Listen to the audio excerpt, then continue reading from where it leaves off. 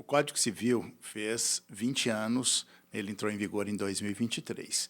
E aí chegou-se à conclusão de que ele já estava precisando de uma reforma, e assim foi feito.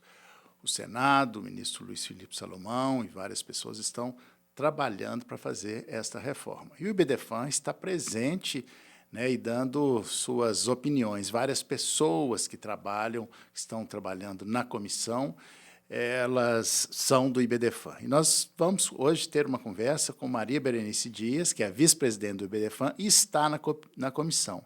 Berenice, conta para a gente como é que está sendo o funcionamento dessa comissão, fala um pouco para a gente genericamente e depois a gente vai falando os detalhes. A comissão ela foi nomeada, são 34 membros, dos quais 12 são mulheres, né? Fizemos uma grande batalha por uma equidade de gênero, e divididos por capítulos, né? Inclusive alguns capítulos novos, por exemplo, direito digital, né? Para trazer isso para dentro do Código Civil. E eu integro a comissão que trata do direito das famílias, que até isso eu já consegui, né? Vamos trocar o título de direito de família para direito das famílias. E isso já é consenso na comissão? Na comissão, sim. Na subcomissão. Na né? subcomissão. Comissão. E a ideia, então, cada subcomissão elabora um texto novo, uma revisão de todo o texto, e isso, aprovado na comissão, é levado para a comissão geral e depois submetida a uma votação geral.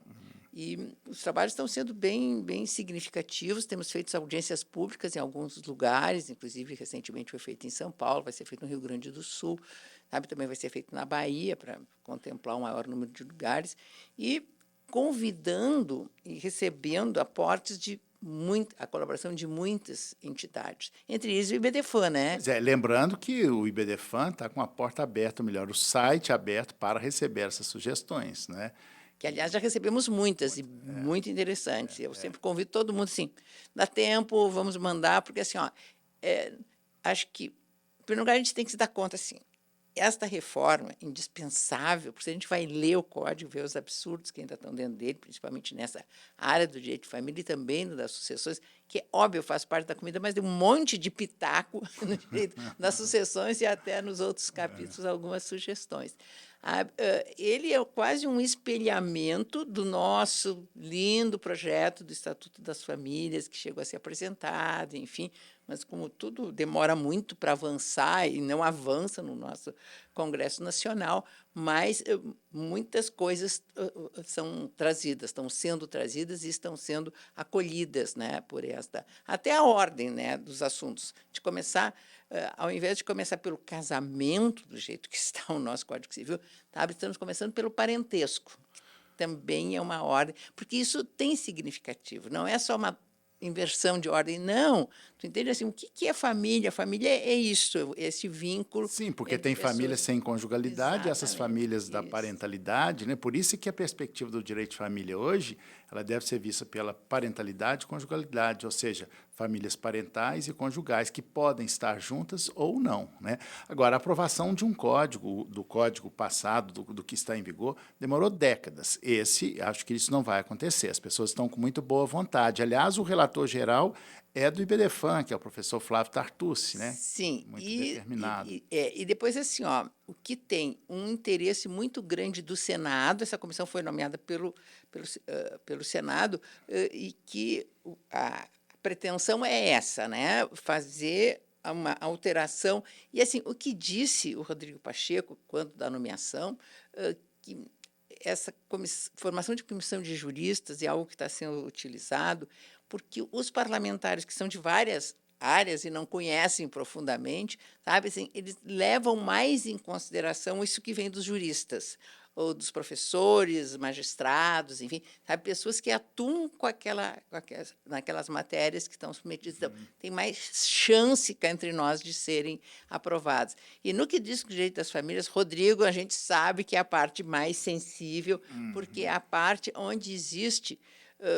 um movimento, sabe, conservador, absurdo da nossa sociedade, sabe, que vem tentando manter um fundamentalismo, uma coisa retrógrada, e falando em pauta de costumes, sabe? E essa pauta de costumes, eu implico muito com ela. Porque, assim, o que é pauta de costume? Costume é o que é agora, é aqui, não é pauta de costume um dia que foi, que não é mais, né? Sim, e isso, essa comissão, ela tem tanta gente e tem forças, e é importante até que tenha, né, forças, pensamentos diferentes, porque a democracia é esse difícil exercício, né, que vocês estão tendo que fazer lá.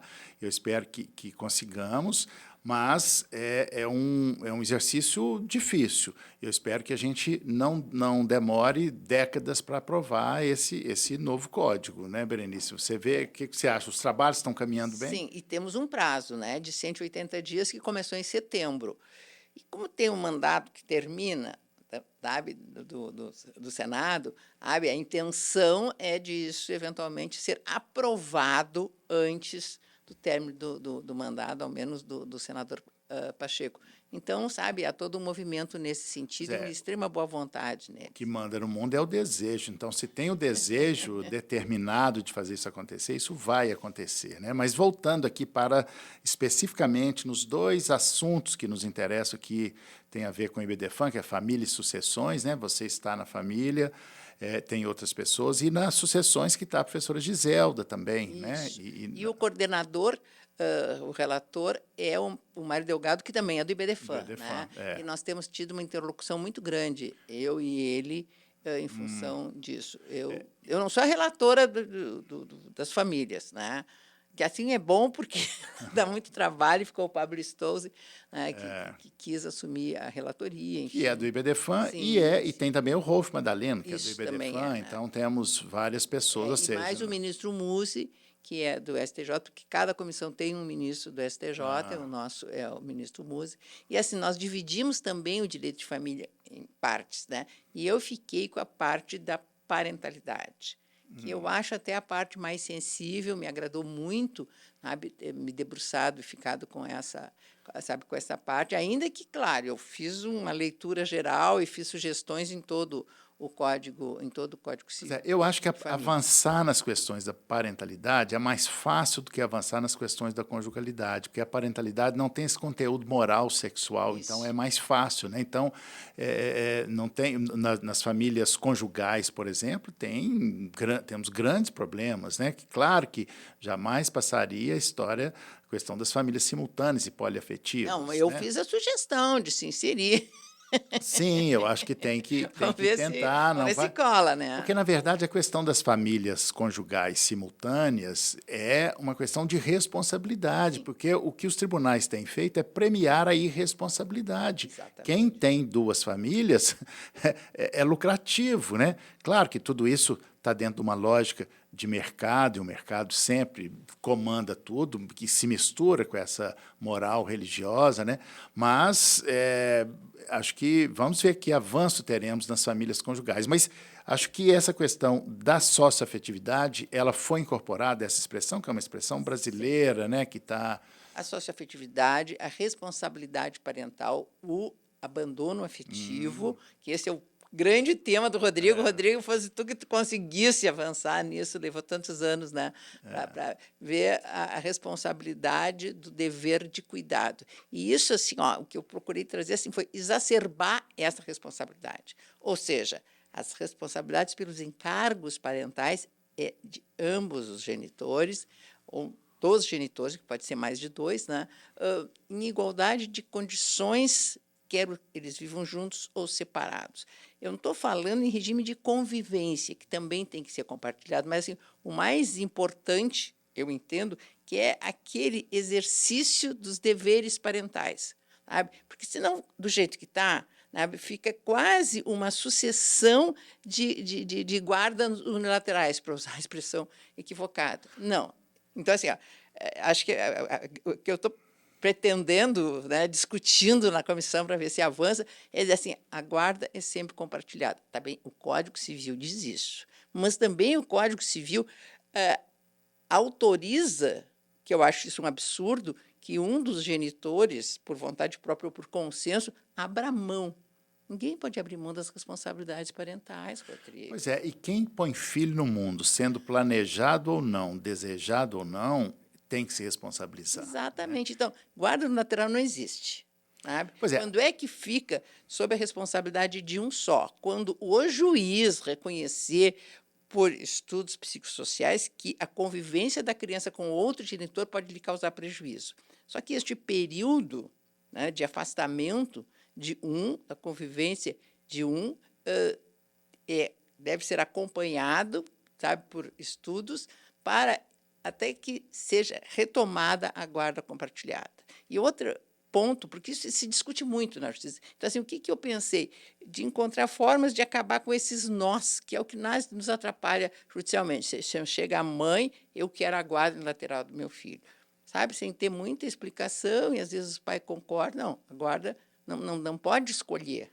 Pois sabe? é, porque, aliás, a cultura da guarda compartilhada ela ainda está sendo implementada no Sim. Brasil, né? As mães ainda dizem, eu deixo o pai visitar. 2 erros nessa mesma frase. Primeiro, deixar. Segundo, visitar, que é uma expressão terrível, né? Que traz esse significante de frieza, de formalidade. Mas eu me lembro, Berenice, que quando nós fizemos o Estatuto das Famílias, que é, na verdade, um código de família, né, que ficou parado lá e por questões estratégicas nós recuamos e agora estamos tentando incorporá-lo no Código Civil, nós tínhamos eliminado a expressão guarda, tínhamos apenas colocado convivência, porque guarda também traz esse significante, né, de objeto. Sim. Isso, você acha que isso vai permanecer? Com ou vai... certeza, isso aí já foi totalmente excluído, e como também, assim, poder familiar. Não é poder, os pais não têm poder sobre os filhos, eles têm autoridade, eles têm isso eu sempre achei. responsabilidade parental. Sabe? Então, assim, essas expressões, como até tu sempre diz, né, as palavras importam, as palavras têm poder. Então, guarda. E, assim, e outro ponto de estrangulamento que eu acho que a lei previu só para, parece que dá um prêmio de consolação, sabe? Quando põe a guarda compartilhada, então estabelece o local de residência da criança, né? Tá bem, a guarda, mas a residência fica comigo. Não precisa. Se a lei permite que as pessoas tenham dupla residência, duplo domicílio, as crianças têm dupla residência. Sim, então, sim, não, sim. isso seria indiscutível. Mas passa com o pai só finais de semanas, alternado, não tem importância. Nos dias que está com o pai, a residência E é importante que a criança sinta, que o filho sinta que tenha 2 casas, Sim, a casa do sim. pai e a casa da mãe, né? E isso ainda é um preconceito muito grande. Quando nós vamos homologar acordos de separação, de guarda e convivência, os juízes exigem que se estabeleça, e o próprio Ministério Público, que estabeleça que tenha uma residência fixa. Que coisa retrógrada, né? Ou seja, temos muito que avançar, inclusive nessas questões da parentalidade. Então, assim, o que eu preconizo é que se divida não só convivência, mas exercício da parentalidade. Ou seja, sabe aqueles deveres cotidianos de leva na escola, leva na natação, sabe? Isso é uma responsabilidade dos dois, não é com quem está a criança naquele período é que vai assumir todos esses encargos, até porque isso acaba sempre sobrecarregando a mulher. Pois é, E e nós é o temos que olhar. machismo invertido, né? E as mulheres acham, algumas mulheres, quando chegam lá no meu escritório, guarda compartilhada, nem pensar. Primeiro, porque guarda é uma questão de poder, né? Quando você fala que é compartilhado, já quebra essa estrutura de poder. Mas o que as mulheres precisam entender é que isso é bom para as mulheres, né? De dividir essa responsabilidade. Né? Então, a divisão também dos encargos, sabe que eles têm um plano de exercício da parentalidade. Quem que vai levar na escola durante a semana, quem vai buscar, quem vai levar no dentista, sabe? Isto tem que ser compartilhado. Acho que isso é fundamental nesse sentido. Quem vai na reunião de escola, né? Porque são sempre as mães que largam o emprego para ir na reunião de escola. Sim, o pai nunca deixa o trabalho lá para ir, né? Então é preciso deixar isso claro. Agora, tem outro ponto que eu acho assim, muito significativo, que acho que está na hora de nós avançarmos, é a questão da alienação parental. Rodrigo, uma lei fantástica, sabe, que veio flagrar um fato que sempre existiu, né? Essa tentativa de afastamento. Mas, assim, não adianta, a campanha existe, sabe? Se consegue extinguir um projeto de lei, não ser aprovado para acabar com a lei, vem outro, agora já tem mais outro e tal. E depois, assim, é um preconceito com relação à expressão, porque foi o Gardner lá no século passado que descobriu e ele era isso, era aquilo, sabe? Assim, parece que isso contaminou até o nome. Então, assim, qual é a ideia? é trazermos, sabe, essas responsabilidades de manter e assegurar a convivência e eventualmente, atribuir responsabilidade, inclusive por dano presumido, a quem descumpre quer o dever de convivência, abandono afetivo, quer quem descumpre a garantia da convivência com o outro, né? E cria esses mecanismos. Trazer isso para dentro do Código Civil sem usar o nome alienação parental. Eu, particularmente, tenho uma dificuldade com isso, porque o nome é tão forte e pegou tanto, né, e deu nome a partir do momento que se nomeia, e ela resume essa história toda que a gente tinha que contar numa petição em várias. Fala alienação parental, aquilo ali já está posto, né? Mas como essa alienação parental ficou contaminada por essa campanha, né, difamatória, que é completamente desarrazoada, né, eu acho interessante essa. Qual outra expressão? Porque as palavras são importantes, né? Aliás. Não botei nome nenhum. Sim. Simplesmente inadimplemento, sabe, dos deveres, pode levar até a suspensão. A suspensão não, até a extinção do poder familiar. E também, assim, traz uma regra que está lá no Estatuto, que mesmo a extinção do poder familiar pode ser revertido, que o Código não prevê, mas tem decisões nesse sentido. Então, também haveria essa possibilidade, ou seja, com punições, com multa, tá? Com advertências e tal. Mas, assim, ó, eu acho que o nome importa, mas esse nome, não sei, eu estava com vontade de tirar o nome. Expressamente, revogar a lei da alienação parental. Só que lá dentro, sabe, estão trazidas todas. Eu acho que a lei da alienação parental foi um dos maiores avanços normativos dos últimos anos, né? Assim, era uma pena que essas pessoas queiram fazer isso. Mas, enfim, é uma questão. Agora, o que eu acho é que, ainda que essa lei seja revogada, ela não tenha mais escrita, ela está inscrita em todos nós. Todo mundo, a alienação parental é uma lei que pegou. Sim. Igual a Lei Maria da Penha, todo mundo sabe, popularizou, né? Todo mundo sabe. Mas essa é uma questão ainda que precisamos avançar. Eu acho que, às vezes, quando a gente tem que assim, encontrar mecanismos, sabe, uma certa política, né, para se conseguir avançar em algumas coisas. A mesma coisa com relação ao casamento homoafetivo, que, de fato, está chancelado pela jurisprudência, sabe, desde 2011. Até numa das reuniões da comissão eu questionei e sugeri de quem sabe a gente aproveita e não sugere só alterar o Código Civil, mas também fazer algumas sugestões, por exemplo, de uma emenda constitucional para alterar a Constituição quando fala em união estável entre homem e mulher. Aí o ministro disse assim, não, Berenice, isso não precisa, porque o Supremo já disse. E eu achei ótimo, por incrível que pareça, este projeto que foi aprovado agora, sabe? Esse na comissão, Na comissão, eu achei ótimo. O projeto, só para lembrar, assim, o projeto nessa comissão lá de Previdência, né, da Câmara, que foi pego na surdina, proibindo o casamento entre pessoas mesmo sexo. Eu vou dizer uma coisa, eu gostei muito disso, porque ao menos despertou, sabe? As pessoas dizem, não, gente, não pode prosseguir. Acho que é absolutamente inconstitucional, não vai avançar, não vai ser aprovado pela Câmara, pelo Senado, nem sancionado pelo presidente da República, mas assim, ó, alertou. Gente, então, nós precisamos avançar nesse sentido. Eu só acho que não precisa vir a expressão, o casamento entre pessoas do mesmo sexo, a união afetiva, para dentro do Código, porque isso vai bater, sabe, na resistência, principalmente da Câmara dos Deputados. Prefiro simplesmente falar casamento entre... Eu queria botar entre pessoas, por causa das famílias poliafetivas.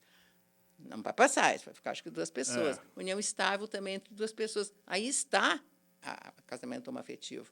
Mas, às vezes, as pessoas querem ser o protagonista das mudanças. Então, a tendência é querer colocar, mas acho que isso vai gerar um atraso muito significativo de se conseguir a aprovação. Pois é, porque na aprovação de uma lei tem esse jogo de forças, né? Que a gente tem que entender isso. Eu lembro que quando nós estávamos quase aprovando, e quase foi aprovado o Estatuto das Famílias, nós tivemos que fazer concessões. Não há como não fazer concessões, né? Porque os avanços assim. Mas, de qualquer forma, a lei é uma fonte importante, mas não é a mais importante, não é a única, né? Assim, acho que tem outras fontes. E, aliás, o direito de família tem avançado graças à jurisprudência, à doutrina, não, graças ao IBDP, vamos combinar, né? Né? Acho que hoje o direito de família do Brasil é um dos mais avançados do mundo, né? Não, assim. Um dos não, é o mais. Olha, nós que andamos rolando o mundo afora, né? Falando para cá, vamos para lá, agora vamos para Angola. Até é bom as pessoas saberem, nós criamos núcleos, né, dos países de língua portuguesa, núcleos do IBDFAN, montamos bibliotecas. Olha, o pessoal do IBDFAN foi fantástico, muita gente encaminhou livros para nós termos bibliotecas lá, nós lotamos o tabelionato da Priscila Agapito de livros. Eu tive lá, fiquei até um pouco constrangida por ter pedido isso para ela, enfim, sabe? Mas acho que essas coisas é importante se avançar assim. Mas, ou seja, o IBDFAN é um protagonista, né, do direito de família, ganhou uma respeitabilidade. Nós estamos fazendo estamos aqui desde 1997, quem diria, né?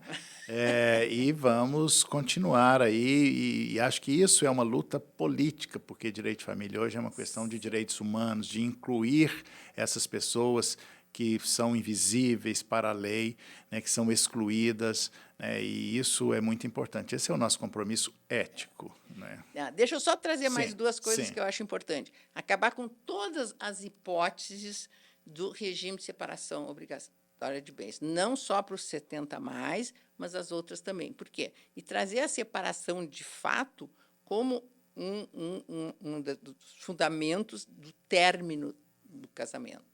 Porque, assim, isso já está consolidado na jurisprudência. Pois mas temos que trazer para dentro da lei, né? Porque, assim, nós temos que fazer uma distinção desde que acabou essa sacralização do casamento, que dizia assim, que o divórcio dissolvia o casamento. Não, o divórcio não dissolve o casamento. A única coisa que dissolve o casamento é a sua anulação. Aí tem efeito retroativo. Então, tanto o divórcio, quanto a morte de um, quanto a separação de fora, termina com a separação. A separação de fato termina com o casamento. Então, se termina e acaba a comunicabilidade, não tem o porquê impedir que se adote o regime de bens que se quiser, porque o patrimônio já está lá, está preservado, aquilo lá não vai ser comunicado com o novo cônjuge, novo companheiro. Só lembrando, para quem está nos acompanhando, né, que as hipóteses, algumas pessoas não podem escolher o regime de bens, quem são? Quem se casa com menos de 18, quem se casa com mais de 70, quem ainda não fez partilha de bens da relação anterior. Né? E o espírito disso é porque tem uma confusão patrimonial. Pois né? Tinha, porque as pessoas, mesmo depois de morrer, o cônjuge ia continuar herdeiro por 2 anos, 5 anos, enfim, né? Não tem mais. E duas outras alterações, até que eu trouxe, tá sob discussão, é acabar com a condição dos pais de usufrutuários dos bens dos filhos. Gente, eu fui estudar o que era usufruto, um negócio horroroso. Né? É que ficam com os frutos e rendimentos dos bens, às vezes, adquiridos pelos filhos, ou por trabalho deles, ou por herança, enfim. Não sei. Mas tu entende assim? Eles são meros gestores, meros administradores. E isso muito chamou a atenção por causa de uma menina, né, que é a artista da Globo, atriz da Globo, enfim, que aconteceu essa confusão onde os pais tinham 98% de empresas no nome delas, dos pais, e a menina só 2%. Acho que isso é um absurdo que precisa vir. Outra hipótese, que eu até nunca falei contigo, Rodrigo, vou ver o que tu acha, que a adoção de maiores de idade não tem por que ser delegado ao ECA, como está sendo até agora. Sempre achei isso. Sempre achei isso. Volta para o Código Civil, né, que foi afastado do Código Civil, sabe, por vontade das pessoas, diretamente no cartório do registro civil, sem necessidade de intervenção judicial, sabe, havendo a possibilidade da constituição de multiparentalidade.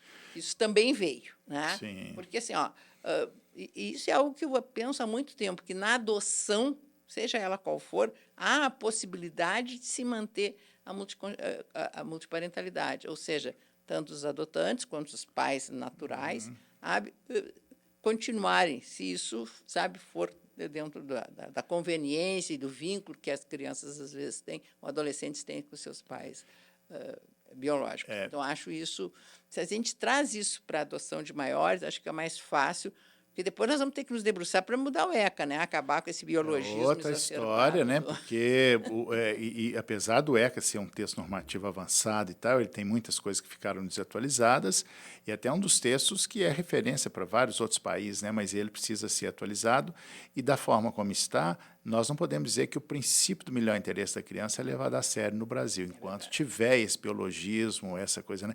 Eu acho isso, eu gosto dessa ideia que você disse da adoção, né, dos maiores no Código Civil, até porque isso também vai entrando nessa extrajudicialização do direito de família, né, dar mais poderes aos cartórios, fazer isso mais extrajudicial. E aí, uma pergunta, vocês estão passando a modificação do regime de bens, que é uma inovação do Código Civil de 2003, 2002, que entrou em vigor em 2003, porque a modificação tem que ser feita judicialmente. A proposta lá é de que possa ser feita extrajudicialmente também? Não, e a ideia é assim, ó, é começar a tratar, quando se começa a falar, não falar em casamento e união estável, começar a falar em entidades familiares. Aliás, como está no nosso projeto e, aliás, como está na Constituição. Então, se trata das entidades familiares como um todo, né? E traz as famílias parentais, traz as famílias reconstituídas, que eu não achei um outro nome mais bonito do que essa, mas, enfim, né? Sabe que não está regulamentado no Código Civil. Então, assim, a ideia é tratar junto entidades familiares, né? Como está no nosso projeto do Estatuto das Famílias e na Constituição da República também, e tratar junto o casamento não estável. Também as famílias parentais e as reconstituídas. E aí estabelecer a possibilidade de alteração do regime de bens, ambas, extrajudicialmente, aliás, como já exaustivamente regulamentado pelo CNJ, né, com relação à união estável. E é interessante como as palavras são importantes, né? Ao invés de usar casamento ou união estável, falar entidade familiar, até porque tem novas estruturas parentais e conjugais em curso, quer gostemos ou não, queiramos ou não. Quando fala entidades familiares, engloba tudo isso. Porque a principal arma, o principal instrumento do direito é o discurso, seja escrito, seja falado. Então, as palavras elas vão ajudando a tecer toda essa trama jurídica, judicial. É, né? Muito legal isso de usar só entidades familiares, que é uma expressão constitucional e que o Código, embora seja depois da Constituição, ele não usou essa expressão. Não, né? não trouxe nem as famílias monoparentais, que agora nem chamam de parentais, família solo, né, que é um dos entre ascendentes e descendentes, não é só pais e filhos, mas sabe uma coisa um pouco mais abrangente, e as famílias parentais, né, famílias de irmãos, sabe, famílias constituídas pelo vínculo da afetividade, independentemente da existência de algum vínculo de natureza biológica ou por afinidade, enfim, sabe, trazendo esses conceitos um pouco mais ampliativos para ver se a gente consegue fazer futuramente o que o IBDFAM conseguiu fazer com o conceito de filiação. Ao inserir a expressão ou outra origem, nós trouxemos a filiação socioafetiva. Sim. Agora, nas famílias parentais, também a ideia é inserir essa expressão de outra forma para, quem sabe, nós, trazermos, com o passar do tempo, outras estruturas de convívio que, como tu colocaste, elas existem, nós conhecemos famílias simultâneas, famílias poliafetivas, e dizer que não existem não vão fazer elas desaparecer. Bem como tu colocaste, é uma maneira de até incentivar, no momento que se condena a invisibilidade. E assim, não adianta fazer o que o Código reiteradamente faz, impor uma maneira das pessoas viverem, e depois negar qualquer tipo de aceitar qualquer outro tipo de vivência ou de convivência que fuja do padrão ditado. Só que elas existem, sabe? Então, assim, principalmente o direito das famílias não pode ser exclusivo, tem que ser inclusivo. Nós temos que trazer para impor deveres, sabe, impor obrigações, todas as estruturas do convívio, sejam majoritárias, minoritárias, atendam ao gosto de um ou não, sabe? O fato é que existe aqui, né? As famílias homoafetivas, tem muita gente que é contrária. Eu sempre digo, quem tem que ser contrário é quem foi pedido em casamento uma pessoa do mesmo sexo. Fora disso, não interessa muito a ninguém. Não, e como se não pudesse conviver as famílias homoafetivas com as heteroafetivas. Né? Agora, tem um artigo que eu gosto muito, que eu espero que ele seja mantido, talvez o único que deva ser mantido, que é o artigo 1513, que que o Estado não deve interferir na comunhão de vida das pessoas. Mas né? sem a comunhão plena de vida, né? Pois Vamos tirar aliás, comunhão, não, isso eu ia dizer, não, a comunhão plena de vida, isso não existe. Comunhão plena de vida é só debaixo da terra ou no útero da mãe. Não existe comunhão plena de vida. Né? Isso, assim, depois da psicanálise, assim, que comunhão plena de vida, né? Isso é no céu, não existe. E outra expressão também que deveria ser extirpada para ajudar a reafirmar o Estado laico é matrimônio. Grandes doutrinadores usam ainda a expressão matrimônio como sinônimo de casamento. Não é. Matrimônio é sacramento, é influência da Igreja Católica. Nada contra.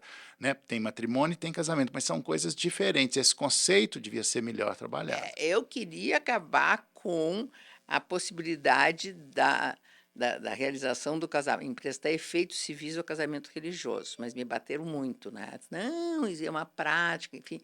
Mas assim, ó, aí além de manter, eles querem prestar efeito retroativo aos efeitos do casamento religioso quando eles forem posteriormente levados a registro. Eu disse, olha, dá para emprestar efeitos pessoais, não dá para levar efeitos patrimoniais. Sabe? Porque as pessoas podem casar no religioso em outro lugar que não seja, e sabe, e deste período, na lei diz que pode mediar 3 meses, 90 dias e tal, sabe? Se pode fazer o que se quiser dentro do patrimônio. Então, isso é outro ponto que está em discussão, porque eles quiseram manter, eu tiraria, acho que o nosso é um país laico. Existem muitas religiões, inclusive existem religiões que pegam a poligamia, né? Tem o casamento cigano, que é casamento com crianças. Sabe? Então, esses casamentos também, eventualmente, serão validados, sabe? Eu acho isso bem, bem complicado. Mas outro ponto que eu acho assim, legal, que também acabei sugerindo, que eu tratei também da união estável, é acabar com aquele dispositivo horroroso que fala em concubinato. Né? A união entre pessoas é um concubinato. Sim. Vamos extirpar a palavra concubinato do código e colocar expressamente que isso constitui um novo Estado civil, a união estável. Pois é, porque o Estado Civil, o Estado Civil, isso é um paradoxo. Aliás, a união estável tem muitos paradoxos, né? Ela, quanto mais se aproxima do casamento, mais ela se distancia dessa ideia de ser livre, né? Mas o fato é que apenas o fato de mudar a expressão, de retirar a expressão concubinato, já será um avanço. Sim. Né? Porque ela traz consigo uma carga de preconceito muito grande. Igual era a mulher desonesta, né? O que era a mulher desonesta, né? Então, enfim, são essas questões. Eu acho que os avanços certamente não serão todos exatamente como nós gostaríamos, né, Berenice? Mas teremos avanços, sim, né? Sim. Espero que... Eu queria acabar com a presunção de paternidade. Rodrigo, também não sei o que tu acha disso. Porque a presunção de paternidade é a presunção da fidelidade da mulher. Por que todo filho de uma mulher casada é filho do marido? Não. E se tiver separado de fato? Fizeram um levantamento na Inglaterra que eu achei interessante. Diz que lá 10% dos filhos não são filhos dos pais e os pais que acham que são. Então, sabe, então, o que há? Mas assim, não existe essa presunção. O que deve existir? Mas isso assim, tem uma resistência. Mas, Berenice, como é que vai a mãe registrar? Senão não pode registrar, se não tem a presunção. Se tira a presunção, sabe? Quem é que pode registrar? Sabe? As pessoas podem, registrar se apresentar a certidão de casamento ou um documento da união estável. Então, ou os dois juntos. Fora disso, nada a ver, não tem por que ter essa presunção. Né? Essas questões da conjugalidade, né, das famílias conjugais, elas são muito contaminadas ainda por essa moral sexual, religiosa, né, e que isso ainda faz parte desse patriarcalismo, desse machismo que é estrutural, né? Acho que nós já avançamos muito, mas precisamos avançar muito mais. E com a mudança de palavras, eu acho que vai ajudando, né? Mas para a gente ir terminando a nossa conversa, Berenice, qual a sua perspectiva? Você acha que assim, uma palavra final assim, para concluir essa nossa conversa em relação a essa mudança? Eu acho assim, essa busca de mudança, sabe? Essa sensibilização de temos que mudar o código, acho que isso, sabe, foi muito influenciado por tudo que o BDFAN já fez, já denunciou, já conseguiu e já avançou. Fomos nós que conseguimos esse distanciamento entre lei e a realidade da vida como ela é, que precisa ser reconhecida pelo direito. Então, assim, acredito que vão acontecer várias mudanças, mas acho que nós temos que continuar ainda avançando, sabe, todas essas perspectivas de alteração, sabe, também vão ter que ser discutidas e levadas a avanço ainda mais adiante. Porque, assim, a vida não para quieta, as pessoas mudam, a sociedade muda, as pessoas mudam, sabe? E isso, sabe, precisa ter uma legislação porosa, né? Não punitiva, mas que absorva isso e a tutele jurídica, traga para dentro do sistema jurídico do Estado, tá? Imponha responsabilidades, assegure direito, sabe, a essas estruturas de convívio, tá? Quer na ordem da conjugalidade, quer da ordem da parentalidade, porque senão, assim, teremos sempre uma sociedade de exclusão e nós não podemos conviver com isso. Porque o direito de família ele é um instrumento, principalmente o direito de família, um instrumento ideológico, vai incluindo ou excluindo, nós precisamos incluir todas essas Sim. pessoas e categorias, né?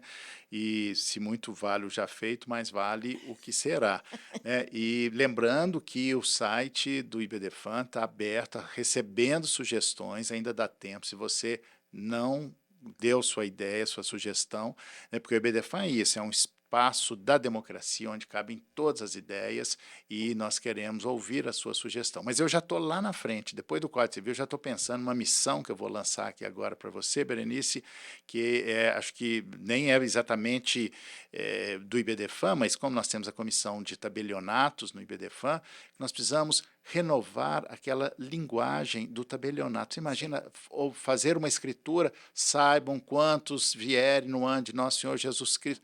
Isso é ridículo, isso não cabe mais na sociedade. Então, um próximo assunto que nós vamos ter que fazer, junto com os tabelionatos, é mudar essa linguagem para que se traduza numa linguagem acessível à população, que seja simples, objetiva, né? Porque todo esse discurso também, ele significa um discurso de poder, de dominação, para que os outros não entendam, só eu entendo. Então, essa é uma próxima missão. Isso é legal. Essa nova comissão, que agora está sendo, acho que em um bom momento, constituída duas comissões, né? A de notários e as de registradores. E assim, mas eu quero também fazer uma nova lei dos registros públicos. Nossa, a nossa de 1973. Se a gente vai ler o que está escrito lá, gente. Nós precisamos renovar, né? A vida mudou e essas expressões permanecem lá, né? Ou seja, que bom que temos muita coisa para fazer, mas é o sonho que antecede a realidade, é assim que nós vamos. Por isso que nós somos delirantes. E por isso que a gente está Delirantes, aqui. vamos delirar. Então, obrigado, Maria Berenice Dias, que veio aqui para o congresso do IBDFAN, que começa amanhã, dia 25, que é a data do aniversário do IBDFAN, e nós estamos aqui no estúdio do IBDFAN fazendo esse Muito bate-papo chique. muito legal. Obrigado, até a Foi uma próxima. delícia, uma delícia. Tchau. Tchau.